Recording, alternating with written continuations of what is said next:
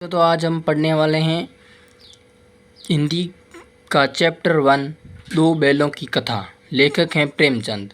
तो चलो प्रश्नोत्तर शुरू करते हैं।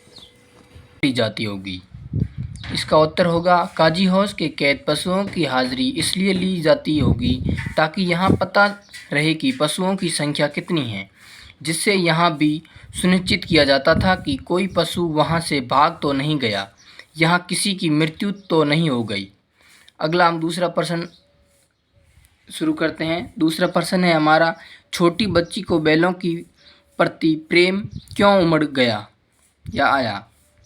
इसका उत्तर होगा छोटी बच्ची की माँ मर चुकी थी और वहाँ अपनी सौतेली माँ के व्यवहार से दुखी रही थी।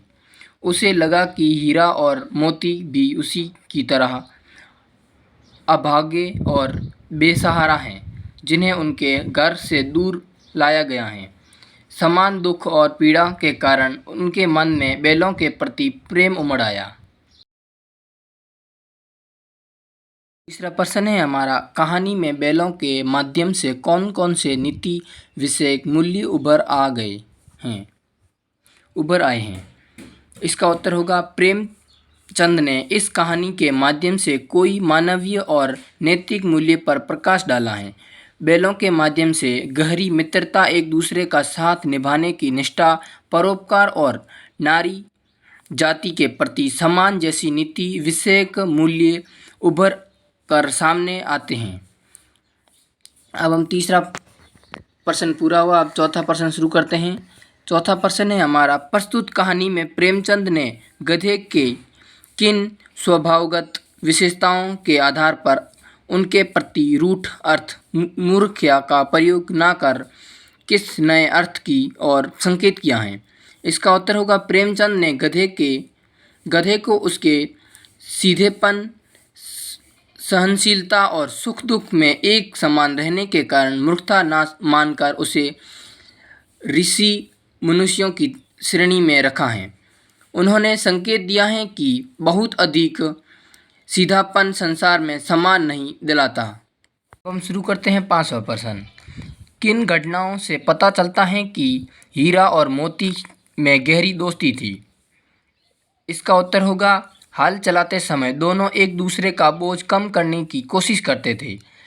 कांजी हौस के दीवार टूटने पर मोती भाग सकता था, फिर भी हीरा को छोड़कर नहीं गया। टमाटर के खेत में मोती पकड़ा गया तो हीरा भी स्वयं पकड़ा गया। इन भी सभी घटनाओं से उनकी सारी मित्रता स्पष्ट होती हैं। अब हम अगला प्रश्न शुरू करते हैं, छठा। छठा प्रश्न है, लेकिन और जात पर सिंह चलाना मना है, यहाँ भूल जाते हैं वो। हीरा के इस कथन में माध्यम से स्त्री के प्रति प्रेमचंद को दृष्टिकोण को स्पष्ट कीजिए। इसका उत्तर होगा यह कथन दर्शाता है कि प्रेमचंद ने मन में स्त्री के प्रति गहरा सम्मान था। प्रेमचंद का दृष्टिकोण यह है कि सम्मान और स्त्री समाज में स्त्रियों को दूसरा। हम प्रश्न शुरू करते हैं छठा। लेकिन और जात पर सिंह चलाना मना है, यहाँ भूल जाते हैं वो। हीरा के इस कथन के माध्यम से स्त्री के प्रति प्रेमचंद के दृष्टिकोण को स्पष्ट कीजिए। छठे प्रश्न का उत्तर होगा यह कथन दर्शाता है कि प्रेमचंद के मन में स्त्री के प्रति गहरा सम्मान था। प्रेमचंद का दृष्टिकोण यह है कि समाज में स्त्री का सुरक्षा और सम्मान मिलना चाहिए और यहाँ का सामाजिक मर्यादा और जिसे पशु भी समझते हैं। प्रश्न हमारा सातवां प्रश्न है, किसान जीवन वाले समाज में पशु और मनुष्य के आपसी संबंध में कहानी में किस तरह व्यक्त किया गया है? कहानी में पशु और मनुष्य के बीच आत्मीय और मानव भावनात्मक संबंध में दर्शाया गया है। झूरी अपने बैलों को बच्चों की तरह स्नेह रखता था और उन्हें हीरा मोती जैसे अनमोल नाम दिए थे। पशु भी प्यार की भाषा समझते थे और झूरी से प्यार करने के लिए हर बात पार कर गए या आए। यहाँ दिखाता है कि किसान के लिए पशु केवल संपत्ति नहीं बल्कि परिवार के सदस्य की तरह होते हैं। अगला प्रश्न है हमारा आठवां प्रश्न है, इतना तो हो ही गया कि 9-10 प्राणियों की जान बच गई, वे सब तो आशीर्वाद देंगे। मोती के इस कथन के आलोक में उनकी विशेषताएं बताइए।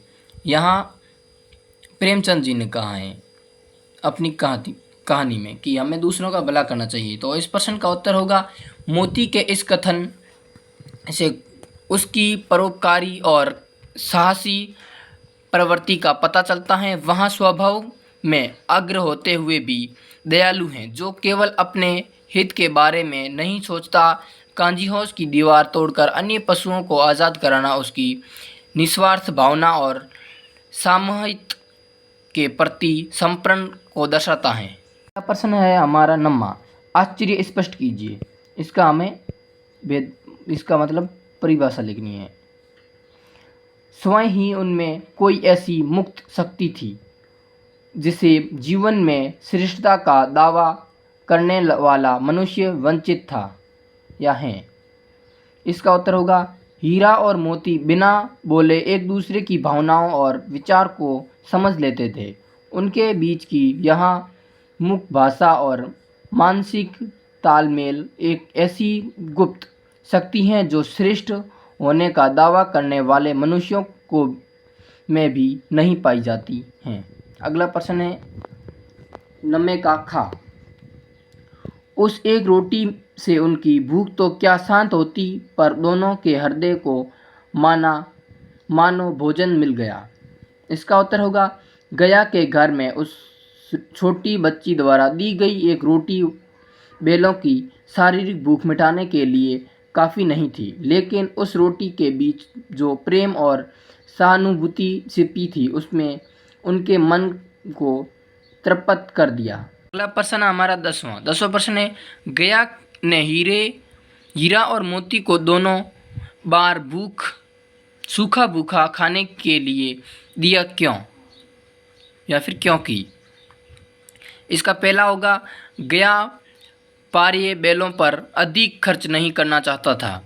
गरीबी के कारण खली आदि खरीदना उसके बस की बात नहीं थी।